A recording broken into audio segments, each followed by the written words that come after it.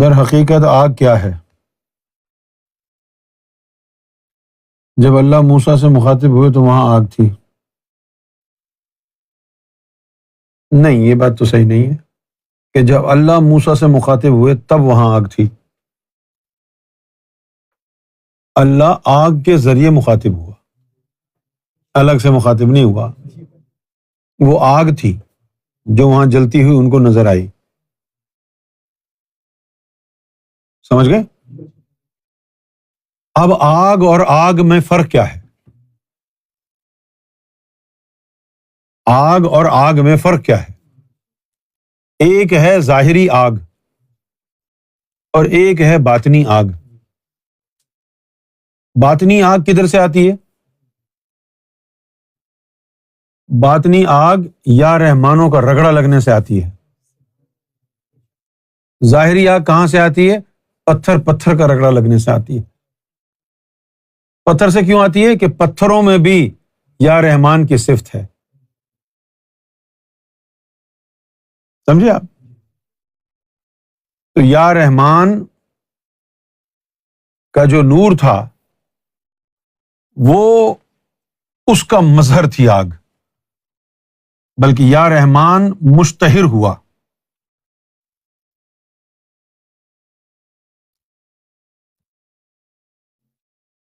ہاں، ظاہر میں بھی نظر آ سکتی ہے وہ آگ، ظاہر میں بھی نظر آتی ہے۔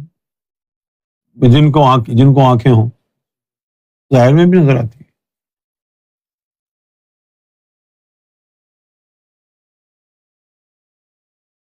ہم نے تو دیکھا ہے نا۔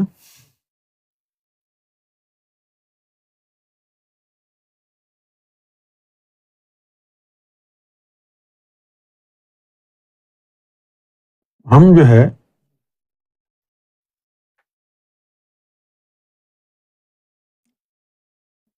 97 میں ساؤتھ افریقہ سرکار کے ساتھ گئے۔ وہاں ایک ہندو مندر میں سرکار کا خطاب تھا۔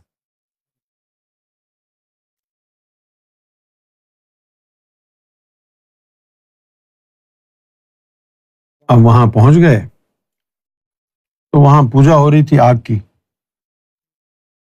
تو ہم لوگوں کو سرکار نے فرمایا جاؤ تم اس پوجا میں شرکت کرو۔ ہم گئے۔ جب ہم وہاں گئے اور وہاں کھڑے ہو کے پوجا کرنا شروع کی تو اس وقت میں نے یہ دیکھا کہ اوپر سے ایک شعاع آئی اور اس شعاع نے پوری آگ کو اپنے گھیرے میں لے لیا۔ وہ یا رحمانوں کی تجلی تھی۔ اس کے طفیل پھر وہاں کھڑے ہونے والے ہر پجاری کی سچی پوجا ہو گئی، یا رحمانوں کی جو تجلی آئی۔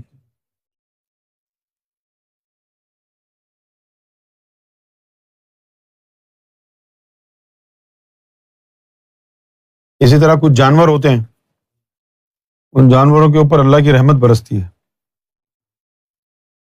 تو تمہیں پتہ کیسے چلے گا؟ جس جانور کو دیکھ کے تمہارا دل چاہے کہ اس کو پیار کرو، اس کو چھوؤ، سمجھ جاؤ اس کے اوپر اللہ کی رحمت برس رہی۔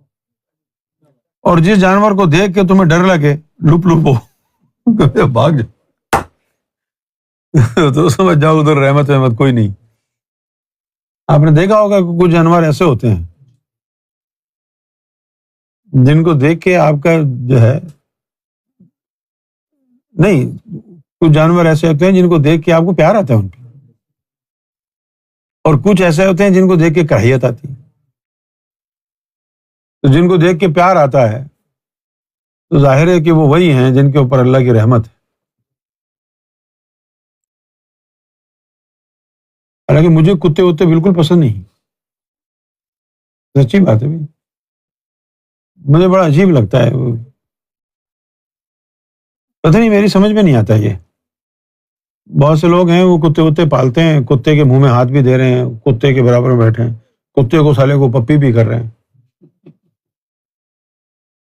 نہیں میری سمجھ میں نہیں آتا، میں نہیں کہہ رہا کہ صحیح ہے یا غلط ہے، مجھے تھوڑی سی پریشانی ہوتی ہے، کیونکہ ابھی میں بتا رہا تھا نا، ذکر کر رہا تھا ساؤتھ افریقہ گئے تو وہاں وہ جو ہوسٹ تھا اس کا نام تھا دایا، ہے نا، اس کے گھر میں بھی کتا تھا.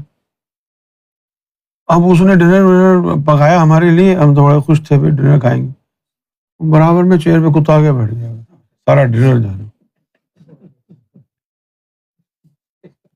تو یاد ہے کتا. اچھا ہم میں ایک آدمی تھا بڑا شیخی گورا، اس نے جناب خود بھی کہا کتے کو. ہاں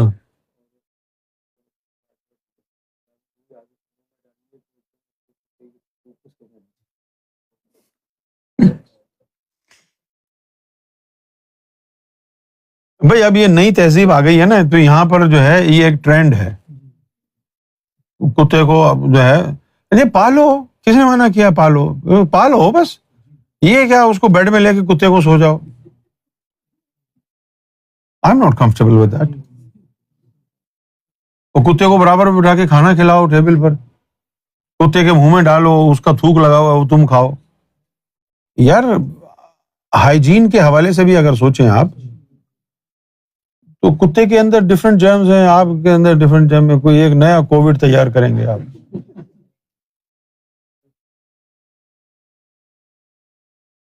اور پاکستان میں بھی کچھ زیادہ ہی جو ہائی جینٹری کے لوگ ہیں، پتہ نہیں اپنے آپ کو کیا افلاطون ثابت کرنا چاہتے ہیں، وہ بھی کتوں میں کتے ہو گئے ہیں.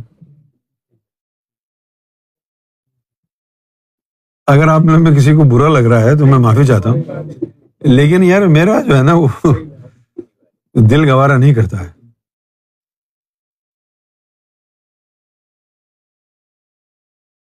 میں ایک دن حلوہ پوری کے پاس کھڑا ہوا تھا تو وہ ایک آدمی آیا، کہنے لگا کہ سر میں آپ کی ویڈیو دیکھتا ہوں. میں نے کہا جی بڑی مہربانی آپ کی. کھڑا رہا. تھوڑی دیر بعد جو ہے اس کی وائف بھی آ گئی.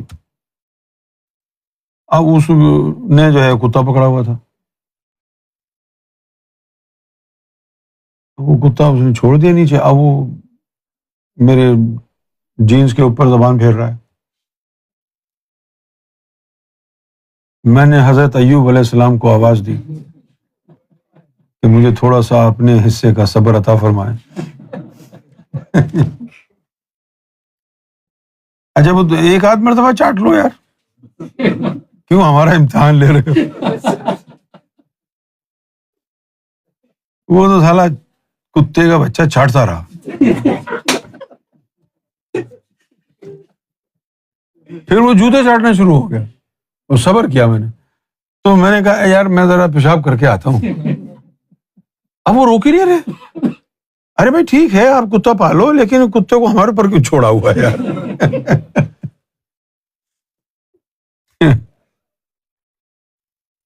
آپ لوگ تو پال لیتے ہوتے ہیں کتے وتے، کچھ لوگ پالتے ہیں نا.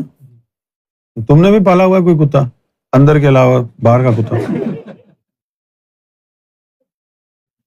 کراچی میں بھی پالتے ہیں لوگ، ہے نا، لاہور میں بھی میں نے دیکھا بہت سے لوگوں کو. عمران خان نے بھی پالا ہوا ہے شیرو.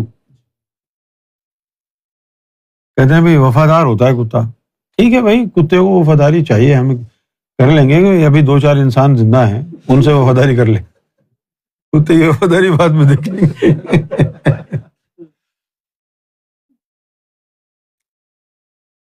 اچھا بلی وغیرہ جو ہے وہ پھر بھی وہ تو جائز ہے. سنا ہے کہ حضور کو بھی بلیاں پسند تھیں، اور یہ بھی کہا گیا ہے احادیث میں کہ بلی پاک جانور ہے. لیکن وہ بلی جب پاؤں میں ادھر ادھر گھستی ہے نا تو یار بڑا پرابلم ہوتا ہے. تو آئی ایم ناٹ کمفرٹیبل. اب یہ ہے کہ بھائی ٹھیک ہے، حدیث میں لکھا ہے، حضور پاک نے اس کو پسند فرمایا ہے. حضور پاک نے اور بھی بہت ساری چیزیں پسند فرمائی ہیں، صرف بلی کے اوپر ہی زور کیوں.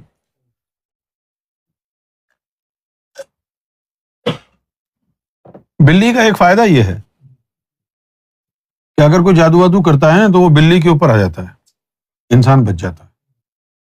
لیکن مجھے اس بات سے بڑی چڑ ہے کہ میں بلی اس لیے پالوں کہ میرا جادو بلی کے اوپر چلا جائے، میں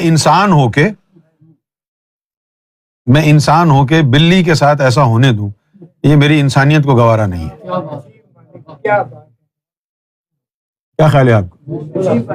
کہ ہم بلی اس لیے پالیں کہ کوئی اگر ہم پر جادو کرے تو بلی پہ چلا جائے، ہم بچ جائیں؟ ایک انسان کو یہ زیب دیتا ہے؟ بلی تو بے زبان جانور ہے۔ میں نہیں سمجھتا کہ ہم کو یہ زیب دیتا ہے کہ بھئی ہم انسان ہو کر کے بلی کو قربانے کا بکرا بنائیں۔